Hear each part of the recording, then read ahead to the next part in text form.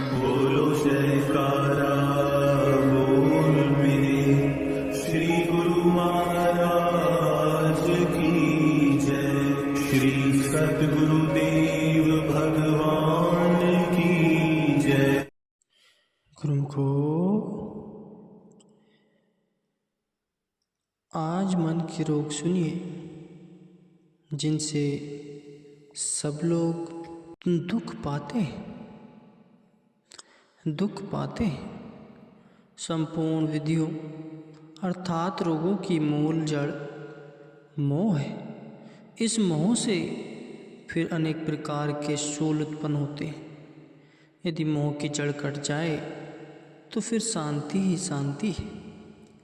मोह कैसे दुख देता है, इस पर एक प्रसंग आपको सुनाता हूँ। कहते हैं एक सेठ धन कमाने के लिए विदेश में गया और पीछे अपने एक नादान बच्चे को, जो अभी माता की गोद में था, छोड़ गया। विदेश में उसे कई वर्ष बीत गए। पीछे बच्चा जवान हो गया था। उसने अपनी माता से पूछा कि माता, मेरे पिताजी कहाँ रहते हैं? वह बोली, बेटा, वे विदेश में रहते हैं। पत्र उनके आते रहते हैं, परंतु उनका कोई कारोबार वहाँ इतना विशाल हो गया है कि उनको घर आने का अवकाश ही नहीं मिल पाता। अब तुम जवान हो गए हो, अच्छा होगा कि तुम पिताजी को मिलने के लिए स्वयं चले जाओ। पता निशान मैं लिख देती हूँ। अपनी माता की बात सुनकर लड़का तैयार हो गया। उसकी माता ने उसके पिता के साथ एक पत्र लिख दिया कि यह आपका बेटा अमुक नाम का, जिसको आप विदेश जाते समय मेरी गोद में छोड़ गए थे, अब वह जवान हो गया है और आपको मिलने के लिए आ रहा है। लड़का घर से निकलकर चल पड़ा। उधर दैव योग से उसका पिता भी अपने परिवार को मिलने के लिए विदेश से वापस घर की ओर लौटा। मालिक की मौज दोनों बाप बेटे मार्ग में एक नगर की धर्मशाला में रैन गुजारने के लिए इकट्ठे हो जाते। परंतु बेटा बाप को नहीं जानता और बाप बेटे को नहीं पहचानता। जिस कमरे में दोनों बाप बेटे ठहरे थे, उस कमरे में दूसरे भी कई यात्री ठहरे हुए थे। अचानक ही रात के 12 बजे लड़की के पेट में दर्द उठा और वह दर्द इतना बढ़ गया। अचानक ही रात के 12 बजे लड़के के पेट में दर्द उठा और वह दर्द इतना बढ़ गया कि लड़का जोर जोर से रोने और चिल्लाने लगा। उसके रोने की आवाज़ सुनकर सेठ की आँख खुल गई, क्योंकि उसके आराम में विघ्न पड़ रहा था। उसने धर्मशाला के चौकीदार द्वारा उस लड़के को पकड़कर धर्मशाला के बाहर निकलवा दिया और आप सो गया।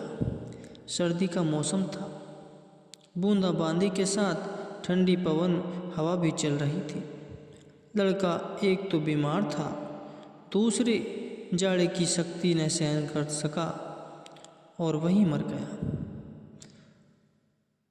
सुबह हुई, धर्मशाला का द्वार खुला। लोग बाहर निकले। देखा तो एक यात्री सर्दी लगने के कारण मरा पड़ा है। सब लोग इकट्ठे हो गए। वह सेठ भी बाहर आया। इतने में पुलिस भी पहुंच चुकी थी। पुलिस ने आते ही उसको देखा, जिसकी जेब में से एक चिट्ठी निकली जो उसकी माता ने उसके पिता के नाम लिखी थी। लोगों ने उस चिट्ठी को पढ़ा। किसी की समझ में नहीं आ रहा था कि यह कौन मरा है, लेकिन जब उस सेठ ने चिट्ठी को पढ़ा तो मुंह पीला हो गया। जब उसे यह विश्वास हो गया कि यह मेरा ही इकलौता बेटा है, तो गस खाकर धरती पर ऐसा गिरा कि सिर फट गया और प्राण निकल गए, यानी दोनों बाप बेटे समाप्त हो गए। यह क्या है? यह सब मोह का करिश्मा है। जब तक मोह नहीं था तो कुछ भी नहीं था, लेकिन जब मोह ममता आ गए तो अपने प्राण और धन सब कुछ खो बैठा। मोह महादुख रूप है, या को मार निवार, प्रीति जगत की छोड़ दे, तब पावे कछु सार। तो काकभूषणी जी ने सच कहा है कि सब दुखों का मूल कारण मोह है। इस मोह से ही सब सूल यानी कांटे उत्पन्न होते हैं, जो सदा मनुष्य के हृदय में चुभते रहते हैं। यह मोह ऐसा है जो ऊपर से तो बहुत मीठा लगता है, परंतु परिणाम इसका अत्यंत कड़वा और दुखदायी होता है। इसलिए संतों ने संसार अथवा संसार के पदार्थों के मोह को दुखदायी कहा है। कहते हैं संसार में 3 माताएं हुई जिन्होंने अपनी संतान को भक्ति की शिक्षा देकर परलोक सुधारने के निमित्त भगवान का भजन करने के लिए वन में भेजा था। पहली ध्रुव भक्त की माता, जिसने अपने 5 वर्ष के नादान बेटे को भजन के निमित्त जंगल में भेजते समय यह शिक्षा दी कि बेटा, यह संसार कुछ नहीं है। मनुष्य जन्म रोज रोज मिलने का नहीं है, इसलिए जाओ और भजन के कर अपना परलोक संवारो। दूसरी माता हुई बाबा फरीद साहब की, जिसने अपने बेटे का मोह त्याग कर उसकी आत्मा के कल्याण हेतु भजन करने के लिए वन में भेज दिया। तीसरी माता हुई राजा गोपीचंद की। कहते हैं पिता के देहांत के बाद जब गोपीचंद राजा बना तो उसकी माता ने, जो बड़ी विचारवान थी, बेटे को यह शिक्षा दी कि बेटा, जिस तख्त पर आज तुम बैठकर राज्य कर रहे हो, इस तख्त पर एक दिन मेरे पिताजी बैठते थे, लेकिन मैंने अपनी आंखों से देखा कि वे अंत मिट्टी के साथ मिट्टी हो गए। तो ये बेटे, इस संसार का मोह धोखा है, जिसमें पड़कर मनुष्य का कीमती जीवन धोखे में व्यतीत हो जाता है और परलोक बिगड़ जाता है।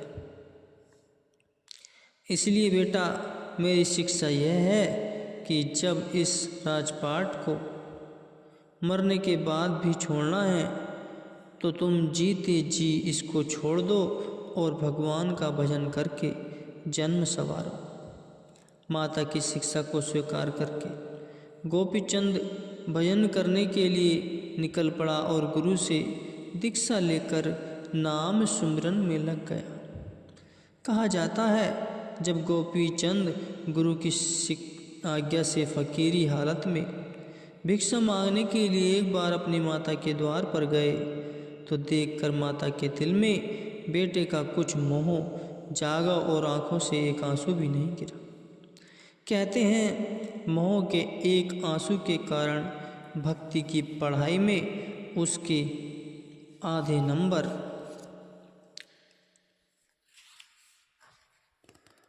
कट गए। जब 3 माताओं की जगह 2.5 माताएं जगत में गिनी जाने लगीं, यानी गोपीचंद की माता आधी समझी गई। अगर गौर से विचार करके देखा जाए तो आज के ज़माने में भी ऐसी माताओं की कमी नहीं है, बल्कि पहले की अपेक्षा अधिक ही पाई जाती है, जिन्होंने अपनी संतान को बड़ी श्रद्धापूर्वक और प्रसन्नता से भक्ति मार्ग में लगाया है।